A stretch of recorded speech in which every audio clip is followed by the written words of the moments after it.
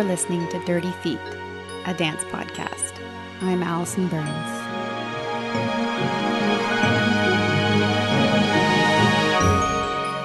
Welcome to a goosebump-inspiring episode of the Dirty Feet podcast. We have a very inspiring artist joining us today, and I'm very much looking forward to this conversation. I'm speaking with Hannah Beach. Thank you for being here. My pleasure. Thank you for inviting me. And Hannah is an educator, an artist, an author, a speaker, and she is the founding director of Dandelion Dance, which creates empowering dance experiences for girls. Hannah believes that art is an important tool for social change because it helps people feel and not just think. That's true. So I imagine the majority of our conversation today is going to be about Dandelion Dance and about this company and what you've been doing with it. I would like to start first, though, with yourself and your journey. You have a background both in dance and in social work. And when did these two start intersecting? So it's hard to know exactly when you look back retrospectively. It's sometimes easier to see, but it was very gradual. I'm the youngest child of 9 biological children in my family. And we had, over my lifetime, 11 foster brothers and sisters as well, of many different cultures. Wow. So I come from an enormous family. And many of the children in my family were from different cultures, different backgrounds. And my parents adopted a little boy who had Down syndrome when I was 3. And so he was 1. And I grew up in a very, very... such a different sort of family with just sort of different unique needs and different backgrounds and interests. And something about that, I mean, even looking at my younger brother who had Down syndrome, where I grew up in a small town, he was excluded from our dance community. So he wasn't welcome to join us in the dance studio that I was dancing at the time. And he was an extraordinary dancer, absolutely beautiful dancer. And we would dance at home in my living room, like after dinner for, people put on little plays as children for their family. And, at the time, people would say, oh, it's so, it's too bad for Jason that he can't dance at the dance studio. But I, at the time, thought, that was true, but I also thought it was too bad for our audiences. And I remember thinking, yeah, it does suck for Jason that he can't dance, with me because he'd love to. But I also thought it also was unfair that we don't get to see Jason dancing. And I didn't have the language to process it as a child, but something about that really sat with me my whole life and really helped me kind of spur on expanding who we saw as dancers and what dance was, and sort of sat with me. And I mean, my experiences growing up in this environment and seeing the challenges as well as the beauty really, really brought to me, though, the importance of diverse groups of people working together as artists. And then I ended up studying dance quite classically. I was the Royal Winnipeg Ballet School and then the Alberta Ballet School. But it didn't exactly feed my soul. There was things about it that were beautiful, and I really recognized the beauty in that artistry. But it also made me feel very insecure at times about my body. And it didn't give me exactly what I was looking for in my dance experience. And when I look back and I look at the way I was raised and my values and how much I loved dance and how much I loved dance when I could just sort of express myself and connect with others in a really deep way, I just thought about just tried a way to seek out ways to bring that together in some sort of meaningful way. I had no idea how at that point. I was just dabbling with different ideas. Yeah. And Dandelion is very inclusive in terms of ability and background and language. Yeah. With the notable exception of it's only for girls. It is only for girls. So where did that come from? So I get that question a lot. We've tried, the thing is that I feel like there's a space. I've worked with in the past, long before I opened Dandelion, I did have my own school, which was at that time was called Tournesol, the word sunflower in French, with a bad accent. I have taught all boys and I've taught all girls. We had mixed classes. We had everything in those days. And as I was honing my practice and looking at the gifts that I felt I had to offer, what I found was the spaces that I was able to offer for all girls, the things that were explored were It was just a very safe space for us exploring things that may be specific to growing up as girls and young women. And I really felt like that's where my talents as an educator really lay.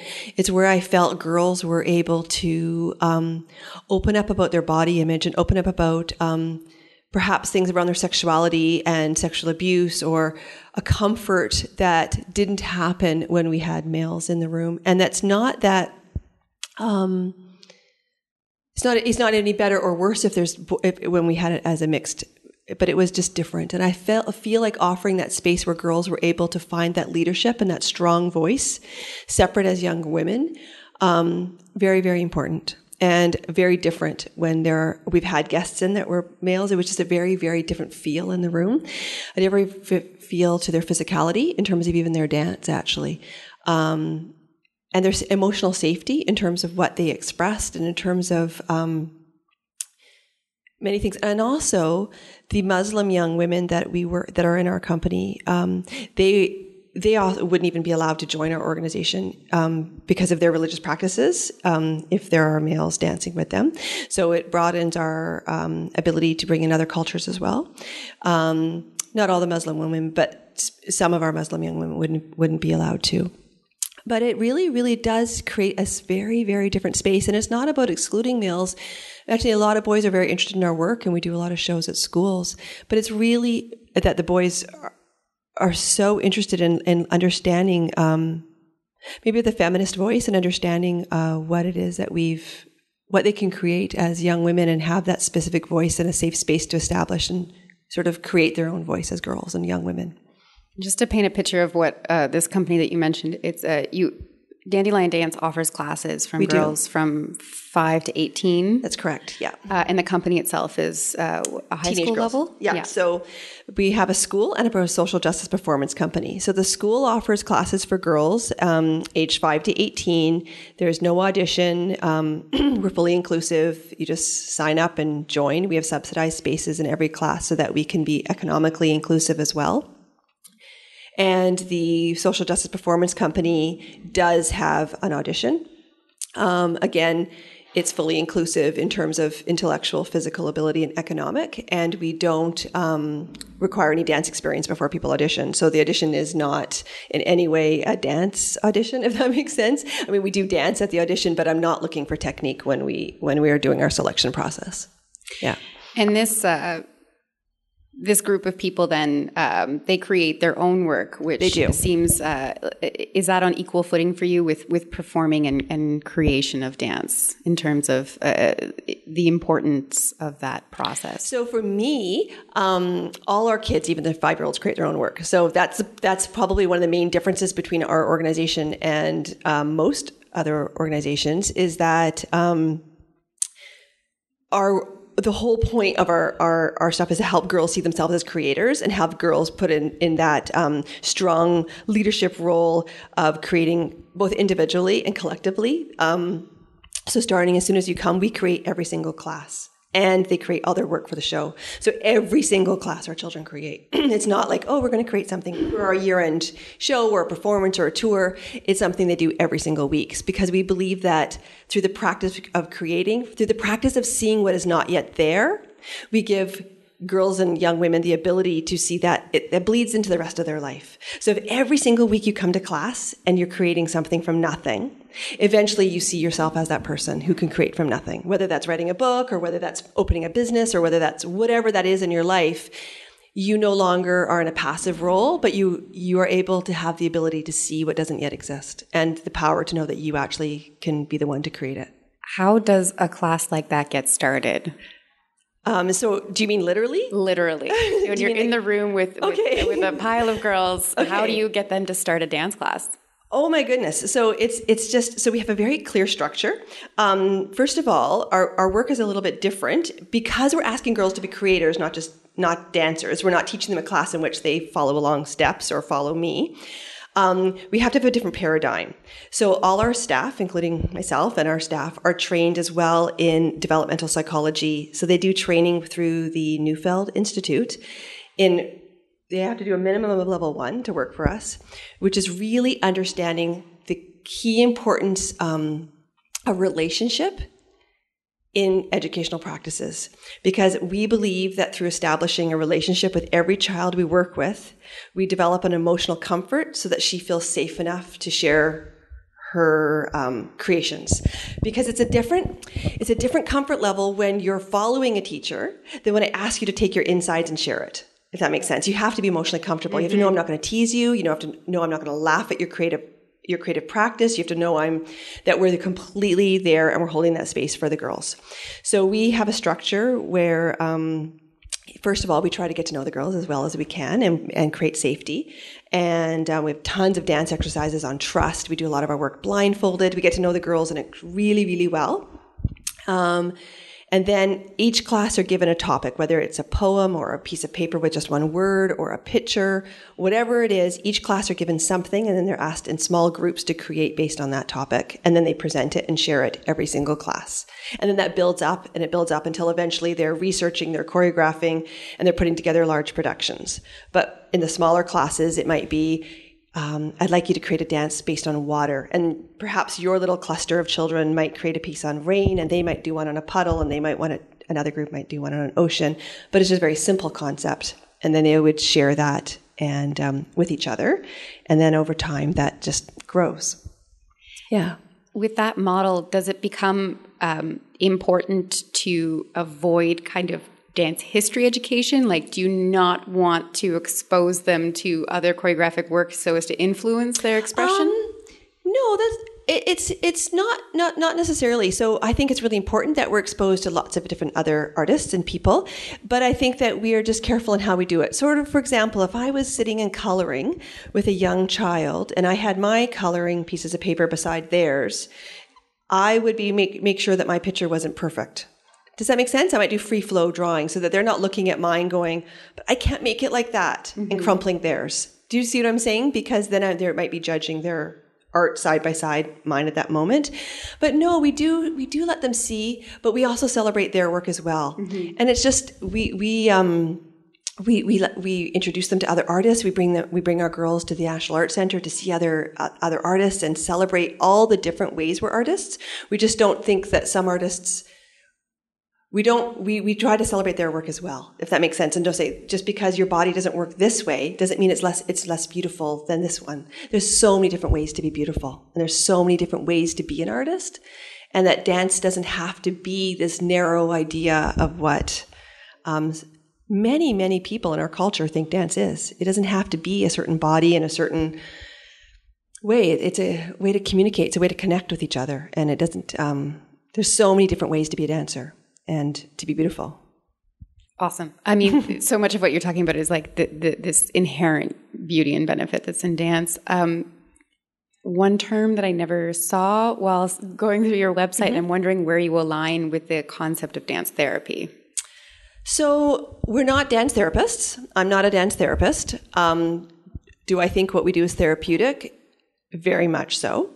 But we are not a dance therapy place. We are a place where you can come and you can explore your stories if you wish to. But you're a place you can come and you can explore just social justice topics in general and not your own stories, if that makes sense. But is it therapeutic?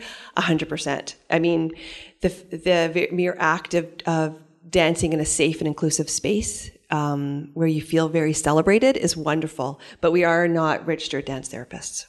You do have, as a part of the company, also teacher training offerings. We do, yes. Which I imagine involve this whole approach that you have to creation. If you could pick just one primary piece of wisdom that you would love to impart on educators at large, what would it be? So I guess it's seeing the inherent beauty in each child that we work with. That if you can be the eyes, like if you can be the eyes for a child, but they can't yet see in themselves, I think that's our biggest goal as educators. So if I'm working with a young woman who can't yet see her beauty, but I can be her eyes and I can see her beauty for her, then she has the ability to see it as well. And I think that if we can create dance experiences that help girls really like on a discovery path, like help girls really see the beauty in each other. And that's what's incredible is that because our organization doesn't just bring in girls and help make them feel good about themselves, it helps them kind of understand each other because we're bringing girls from so many backgrounds. We're really bridging communities through that universal language of dance, whether it's all different backgrounds working together. I think that that's very, very exciting to help girls make those connections and help girls see their ability, but sometimes they need to see that through us seeing their ability. And on that note, just the idea that you're empowering these girls with strength and confidence and seeing the ways in which it improves their lives and prospects. Can you give us a story? Sure. Oh my gosh, we have so many stories. So I love my girls so much. So I always get excited talking about them. So one of the things that, first of all, that's different about our organization than many is that a lot of organizations that work with girls are either specifically for girls who are low income. So they work specifically with girls who are marginalized or have low income, or they're for girls who can only afford the programs because they have to pay for them.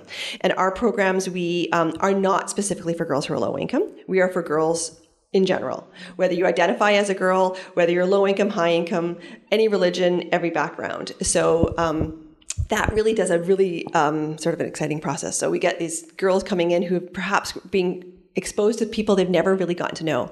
So this one young woman I'll think of, her name is Deanna. And she came to us, and we accepted her into the company. And right after the audition, she called me and she said, "Hannah, I think you took the wrong person. Like I actually can never perform on stage. I forgot to tell you that in the audition, and I will never go on a stage." And I was like, "That's okay, Deanna. You can just join us." I knew that she'd change her mind. I said, "You can just join us. You can be in part of the process. You can be backstage supporting us. And one day in time, if you wish to be on stage, great. But, whatever. There will be never a pressure to do that." So she joined. So it was a low-income young woman.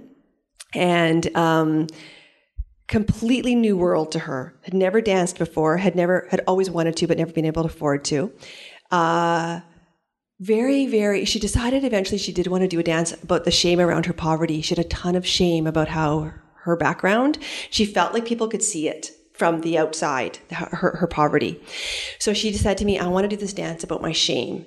And she choreographed this so beautifully with the girls. She decided to wear all white. And then she had this person come in and dance with her, sort of like a very structured salsa dance. And that the person that danced with her was covered in paint, but the audience didn't see this. And then when she turns around, she was covered in paint. So her white bodysuit and everything was covered in paint. And she's trying to get it off of her, but she can't. And it was like her shame. And then she had one side of the stage covered with all the things she'd wished she had access to as a class, dance lessons, food, because there wasn't enough food at home, and shopping, actually, because she'd always wished she could go shopping like any normal teenager and buy, nice clothes.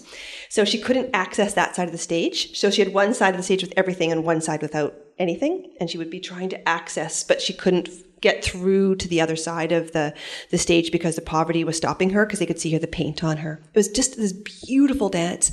And she was crying because she was so nervous to share it. But at the same time, she thought it would really benefit schools in our community to understand how hard it can be as a young woman to not have access to food, or not be able to dance if you want to dance, and not have these things. And someone in our audience, when we did share it, and she shared it, and she was shaking, and it was such a beautiful, powerful artistry. And someone offered to pay for her full university after seeing the piece because they were so moved. Wow. And she just graduated in June as a social worker. And goosebumps. Just yeah. And so she's now gone on to university as well. And we filled out we have volunteers who work with all our girls to help them fill out their university applications. And she still is in contact with us, and she calls me maybe 3-4 times a year. And she, as our alumni, now volunteers with us.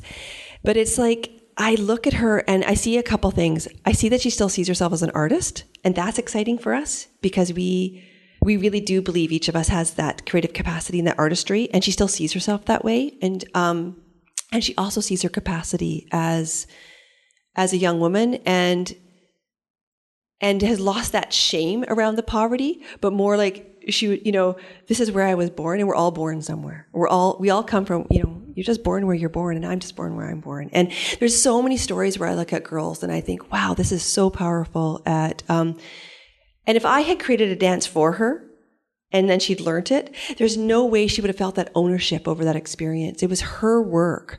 And that's a really hard, it's been a real learning process for me, is when to step in and say, oh, it'd be, try this or try that to make it more powerful. And when do I say, but then that becomes Hannah's? When do I now take over the work so that I personally might think it's stronger or more beautiful, but it's no longer theirs?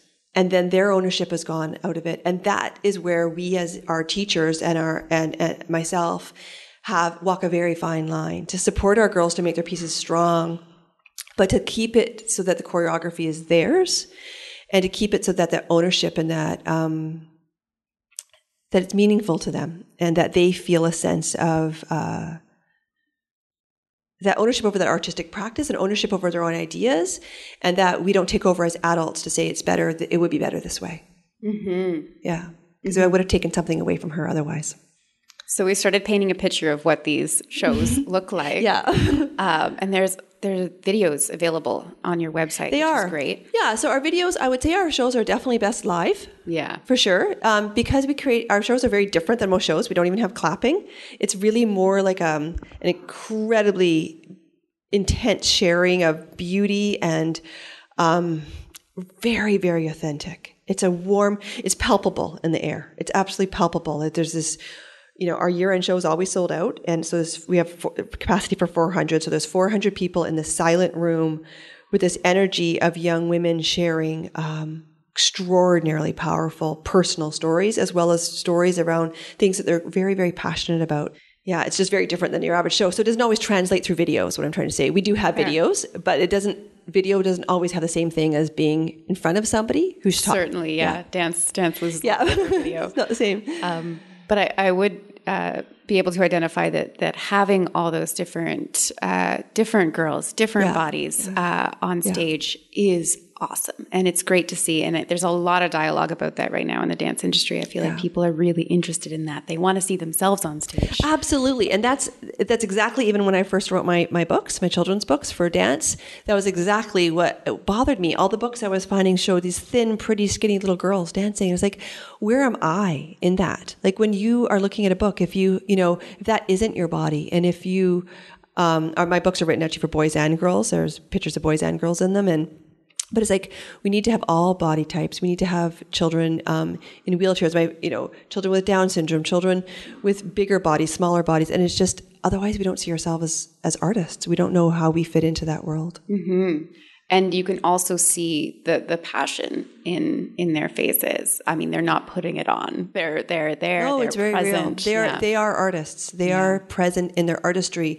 And that's something I hadn't seen in a lot of, it's funny. I would say most people, when they first come to our shows, come to be nice, truthfully. They're like, oh, I want to support the community. I'm going to come and be nice and come and see it. But they don't actually expect the artistry to be as beautiful. They're coming to be supportive, if that makes sense. Yeah. And they leave going, I had no idea how we really do break stereotypes about what we have a real stereotype of what teenage girls are capable of, or even our children. So in our school, what children are capable of, we think of it as going to be cute. We think of it as going to be somewhat limited artistically because we don't think children are capable of creating such powerful work. But I think that's because we often don't give kids meaningful creation process to work with, and we give them cute. We expect cute, or we give them sequins, or tacky sort of dance school type stuff that we've seen in the past. But that's not what we do. And it's not, girls are capable of so much more than cute. They're after people come to see the show, they were like, I had no idea. I really would come back just because the artistry the girls are so present in their work. They're so there. And it's extraordinary what they've created.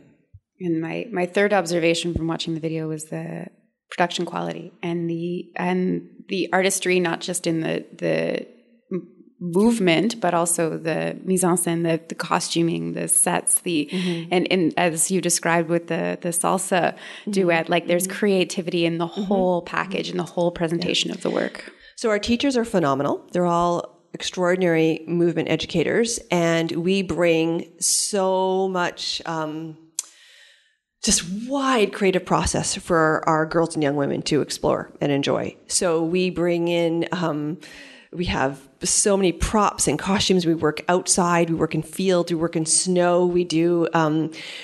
We bring in guest mentors to work with us. We had Natasha Bacht last year from who was actually just on the cover of Dance Current this week. We have Margie Gillis. We bring in really extraordinary artists. So we worked with An Matagzi on the Nipissing First Nation Reserve.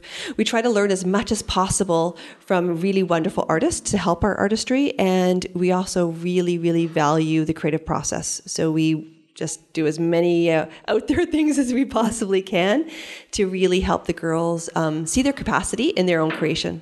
Wonderful. Yeah. On that note, let's talk a bit about some of these collaborations, starting with Margie Gillis coming in to do some mentoring, to lead some workshops, and even perform for fundraisers. Yeah, Margie's been amazing. She's been a really good friend of ours. We started off by her coming in to mentor a piece that we were creating on forgiveness, and she came to work for 2 full days with us. Helping the girls after they'd created a piece on forgiveness. And that was a wonderful experience. She works very, very similarly to us in that she extracts the dance from inside out. And she really was helping the girls. She was so respectful in that she didn't take over any of their choreography because the piece was complete when she saw it. She looked at it and said, how can we make this feel even more alive? And she respected their work. She didn't try and take over it. She saw them as equal artists, even though they were teenagers. That's not something that always happens. And it was wonderful. And from then, our relationship just grew. We became friends. She came more often. She did workshops for us. Really interesting workshops. Like how even when you feel stuck on a bus, to like find your own space within, like these things when you feel like too many people are around you, how do you find space? Like it was very interesting. It was a lot about learning to kind of own your own individuality as a girl, but we did it all through dance. And she had some really innovative ideas. It was wonderful. And then she came to perform a few times. She's done some solos in our year-end shows to help us fundraise money. And now we're helping her. She's doing a legacy project, and we're part of her legacy project, keeping on her work for children's programming. Yeah. So what does that mean? So as Margie's getting older and doing less teaching, she has a thing called the Legacy Project, which you could find on her website.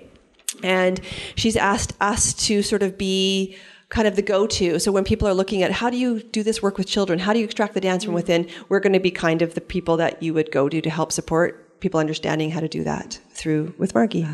And also aligning with your way of working is An Matagzi. An Matagzi. Yes. An Matagzi. They are wonderful, wonderful people. So Penny Cucci and Sid Bob are co-directors of An Matagzi. An Matagzi is an arts organization on the Nipissing First Nation Reserve. And it means he, she speaks.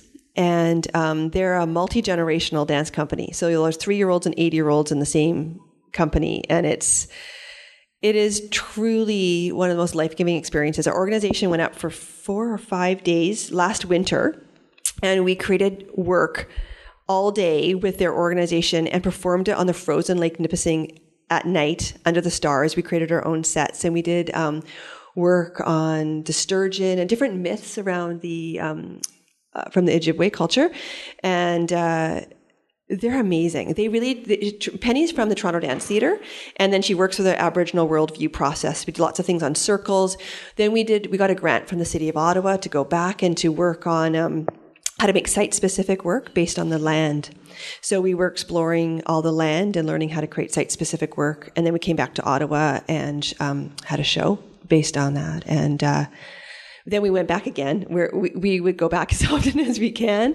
And I would actually recommend any artist that they could working with Penny and Sid. They're really incredible artists who look at the body in very, very open-minded ways and not...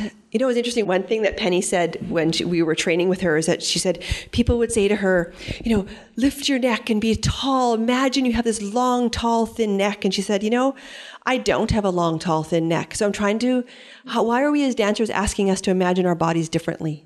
Like why... She really helped us feel good about not so much of the language we use in dance is asking us to think about us being different than we are. Imagine you're tall and slender. Well, we're not tall and slender. So how about we just imagine the beauty that we are in the body that we're in? And so she had these very grounding exercises that we would do, and really helped us also be mindful of the land and the ways that we were working with the land. We would be working with the river and the flow of the river, or the way a leaf flutters, and how to take that movement into our body, and how to communicate that. It was really beautiful. So you've been touching on a lot of the elements that are in Unapologetic Beauty, which is this great, as of right now, it's a 17-minute video that is talking about the process that these girls in the company have gone through for this work.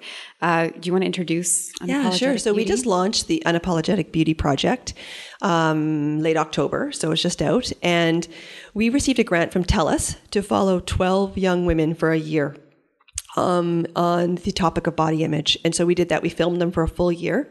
And so the work was actually created by the girls. Again, not by us. It was our job to compile their information, to hear what they felt was important for other girls to understand, and to make a toolkit for schools. Part of the kit is the documentary. The rest are workshop ideas. So people can download it, and it's all free, and it's on our website. It was very interesting for us because when you talk to most people about body image and dance, most people would say that dance make their body feel worse. So why would you be exploring healthy body image by using dance? Because most girls would say, actually, when I go to dance, I feel worse about myself in many traditional dance cultures. But we thought, actually, dance can make you feel really good about your body. It just depends how you're dancing, who you're dancing with, and the messages you're being given with. It was very, very powerful. Kelsey Walsh, who is the co-director of the performance company, she led the project, and she did an amazing job. We got each of the girls stethoscopes, and so we started by working from our body from the inside out. And so they would listen to their heartbeat, and a lot of the girls had never even thought about what their body does. They only thought about what their body looks like. So for them, even some of them were actually filled up listening to their heartbeats because they'd never really thought about their heart, or it felt very intimate. We were in this dark room all listening to our heartbeats. And then we would started to dance to our heartbeats. So we would actually do our movement based on the beat of our heart. And we worked with our circular system, and we built elastics for the girls, like large elastics to work within, and then work with other girls on our circular systems, and really looking at our body from a different way, and all that our body does is a gift.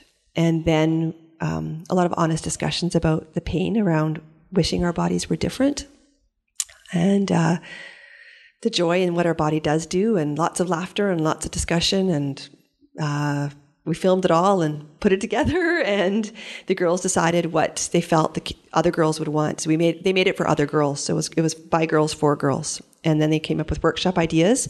Some of the workshops ideas are based on dance, and some are not, so that we have both for educators who wish to use movement as a way to explore a healthy body and loving our bodies, and other ones just based on visual art.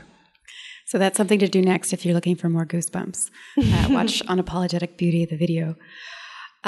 So the company is busy with It's all really of busy. This. We're booked constantly. About once a month in different schools, community centers, conferences, They're universities. performing tomorrow. Tomorrow Saturday. Yes, they perform tomorrow at a women's shelter, actually. My goodness. And then along with the workshops as well. And I have a workshop this afternoon.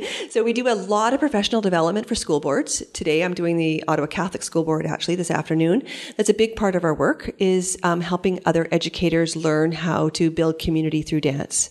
So we have 3 staff who do workshops, Sarah, Kelsey, and I, and we do different workshops on literacy and movement, and really community building through dance, helping, create equity through dance, and in different organizations. And then we do shows as well in schools, conferences, and universities. And then our school has a year-end show as well. So what's next for the company? Well, we have strategic planning this weekend. So we're growing. We're in a very, very exciting place right now.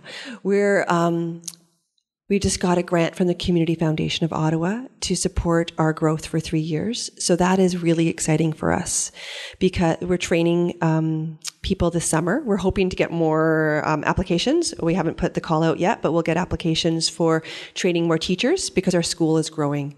We want to meet the needs of our community, and we have many, many girls who wish to join us, and so we need more staff.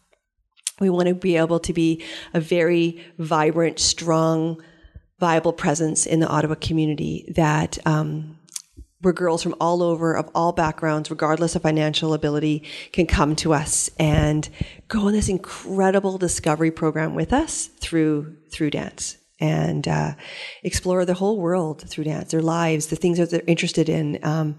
Give them the ability to think, I would love to learn about whatever it is, whether it's biology, how can I, ocean health, whatever it is, how can I learn about this through dance?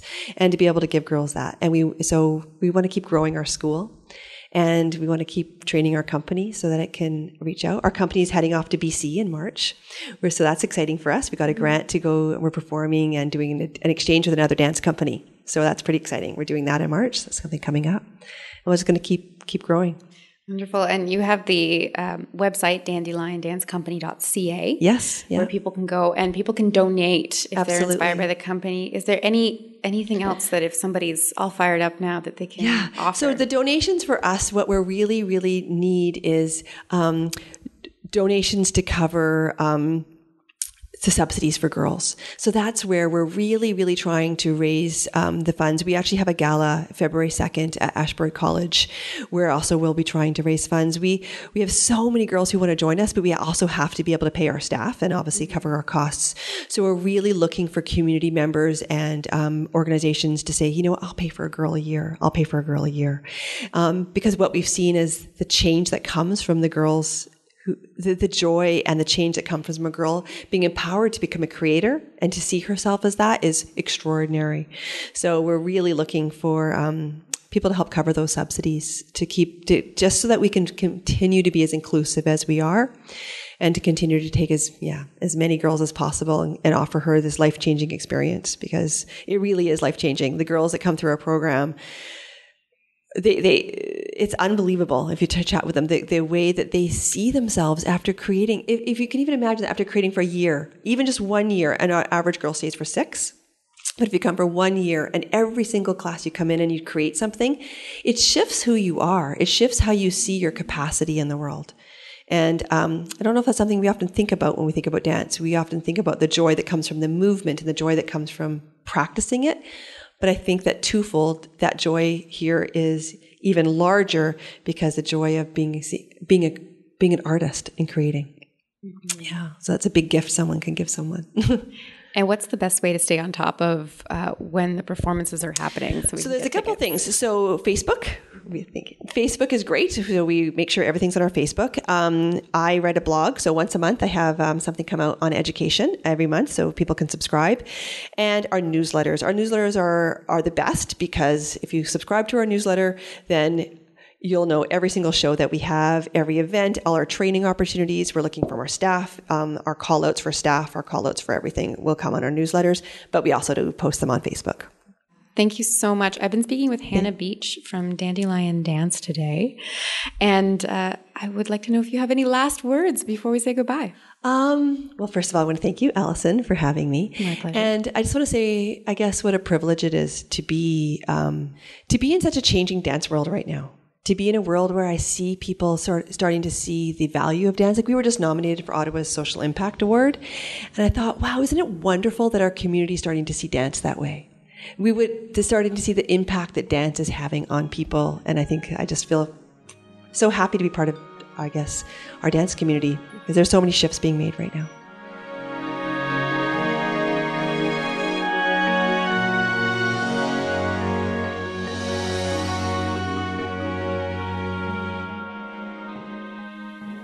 You've been listening to Dirty Feet. I'm Allison Burns with a few thank yous. First to Paula Flalo and the No More Radio Network. Also to Mainline Theatre and Montreal Improv Theatre.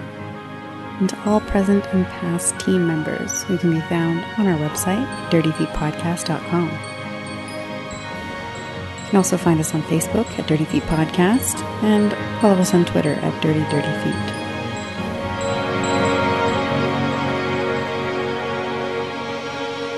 Thank you for listening. Until next time.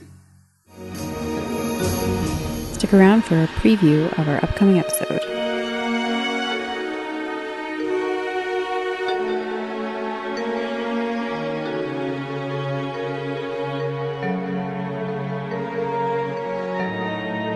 we're going to be talking about the Gomeshi effect, which is a verbatim dance theater piece on sexual violence in Canada, instigated by Jessica Ruano, who is the creator and director, and Amelia Griffin is the choreographer of the piece.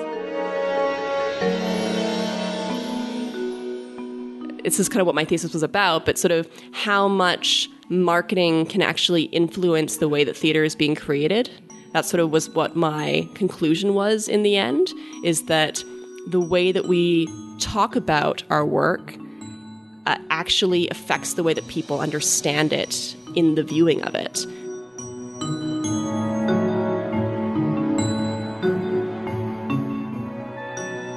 So I'm also a yoga therapist, and so part of my brain was also, how do we make these rehearsals non-traumatic? And how do we invite a way to work that's supportive, co-supportive environment,